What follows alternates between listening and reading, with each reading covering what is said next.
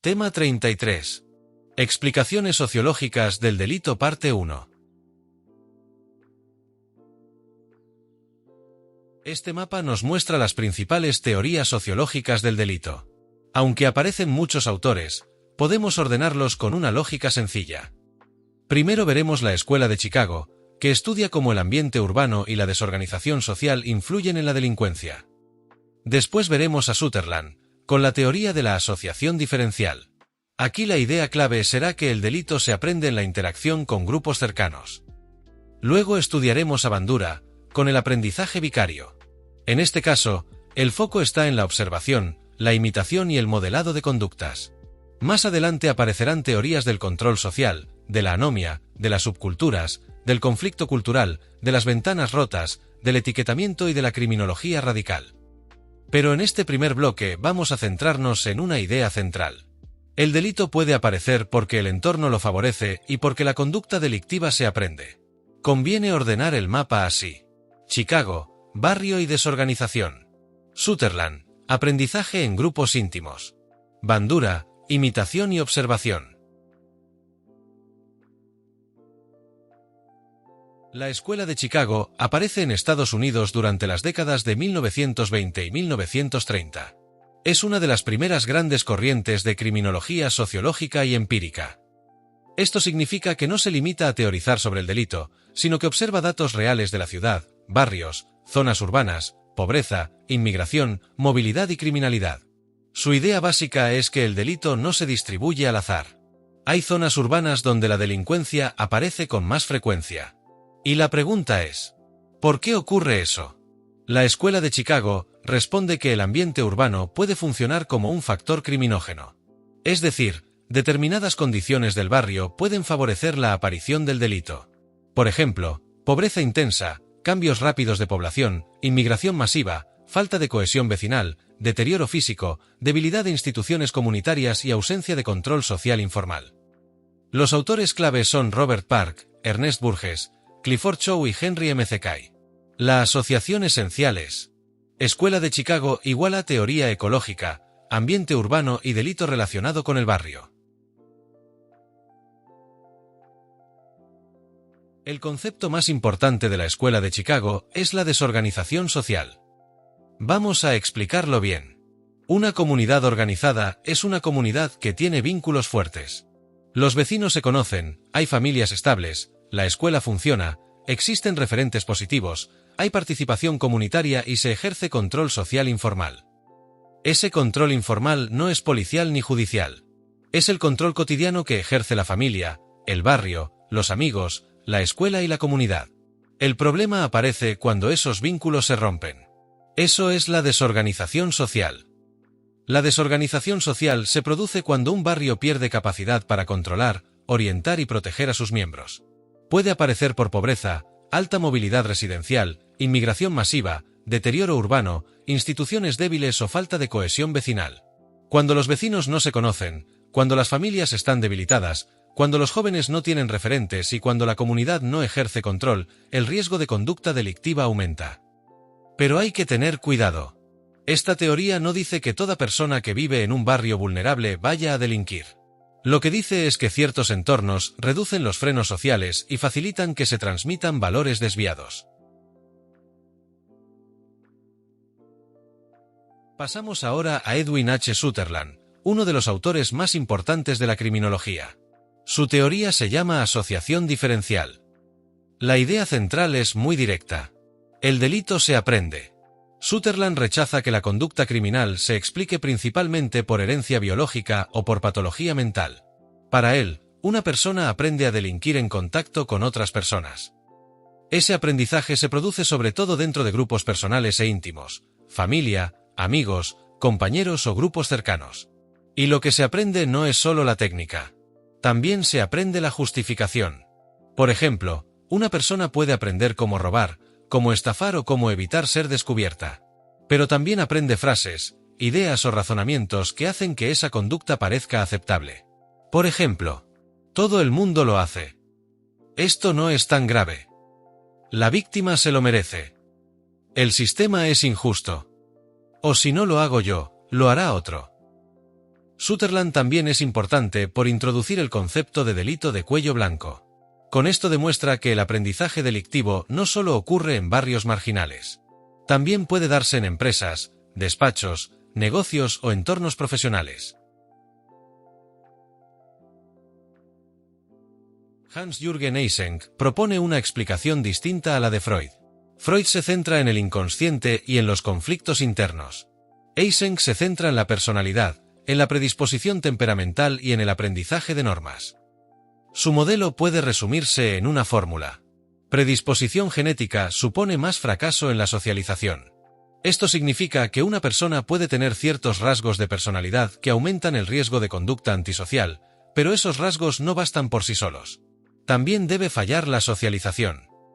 La socialización es el proceso por el cual una persona aprende normas, límites, valores y consecuencias. Cuando ese proceso funciona bien, el individuo interioriza frenos morales. Aprende que ciertas conductas no deben realizarse aunque tenga ganas de hacerlas. Cuando ese aprendizaje falla, la persona puede tener más dificultad para controlar sus impulsos y respetar las normas. Eysenck no dice que alguien nazca delincuente. Lo que plantea es una interacción entre temperamento y ambiente. Para el examen, Eysenck iguala personalidad, predisposición genética y fracaso en la socialización. La teoría de Sutherland tiene una aplicación práctica muy importante. Sirve para explicar delitos en todos los estratos sociales. No solo explica la delincuencia juvenil o la delincuencia de calle. También explica el delito de cuello blanco. Pensemos en un entorno empresarial. Un directivo puede aprender dentro de su grupo profesional que manipular cuentas, falsear documentos, defraudar o saltarse normas económicas es algo normal, útil o incluso necesario para competir. No lo aprende en una pandilla callejera.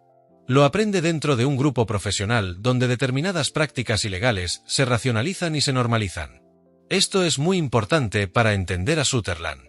Para él, el delincuente no es necesariamente una persona distinta desde el punto de vista biológico o psicológico. Es una persona que ha aprendido definiciones favorables al delito en su entorno. Desde el punto de vista preventivo, esto tiene consecuencias claras. No basta con sancionar. También hay que intervenir sobre los ambientes de aprendizaje. Hay que romper asociaciones con grupos delictivos y favorecer vínculos con grupos convencionales. En jóvenes, esto puede implicar reforzar familia, escuela, deporte, formación y grupos prosociales. En empresas, puede implicar controles internos, cultura de cumplimiento y rechazo claro de prácticas fraudulentas. La teoría de Sutherland tiene una aplicación práctica muy importante. Sirve para explicar delitos en todos los estratos sociales. No solo explica la delincuencia juvenil o la delincuencia de calle. También explica el delito de cuello blanco. Pensemos en un entorno empresarial.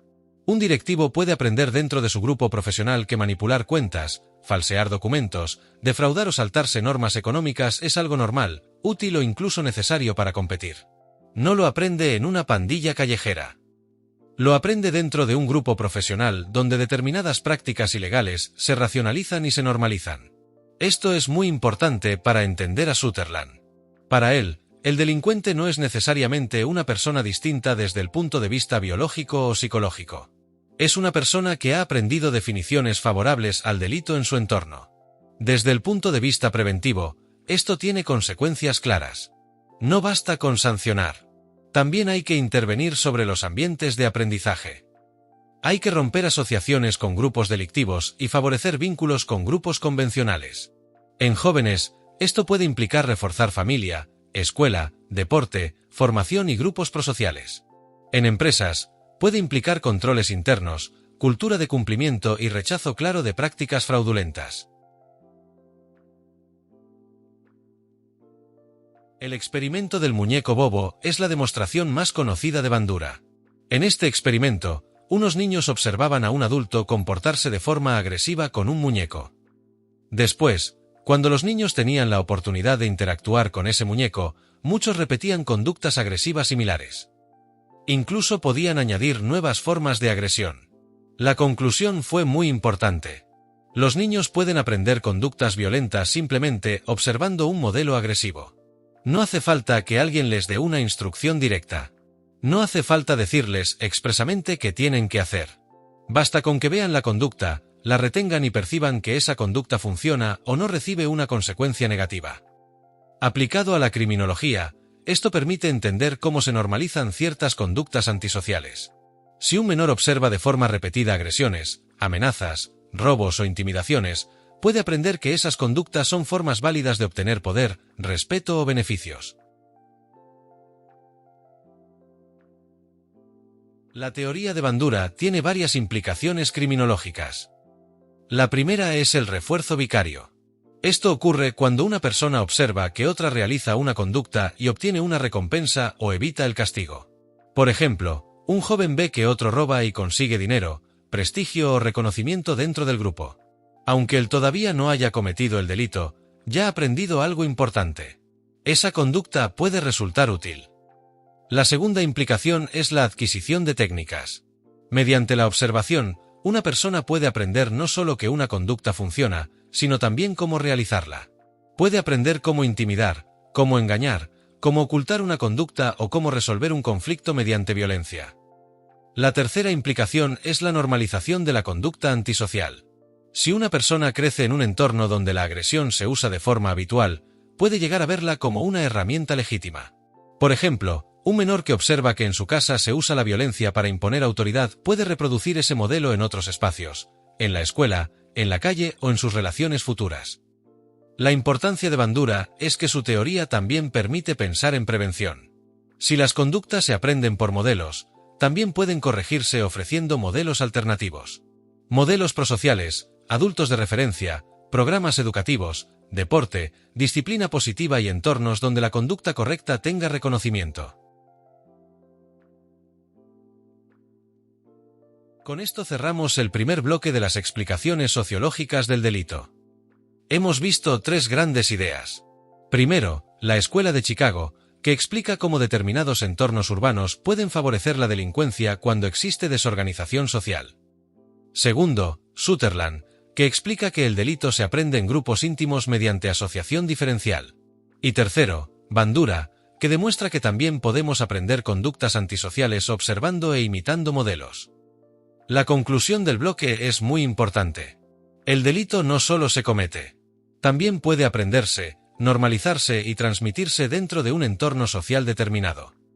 Para el examen, quédate con esta cadena. Chicago explica el barrio. Sutherland explica el aprendizaje en grupos cercanos. Bandura explica la imitación mediante modelos. En el siguiente bloque veremos qué elementos frenan el delito y cómo la sociedad puede generar frustración, anomia o subculturas delictivas.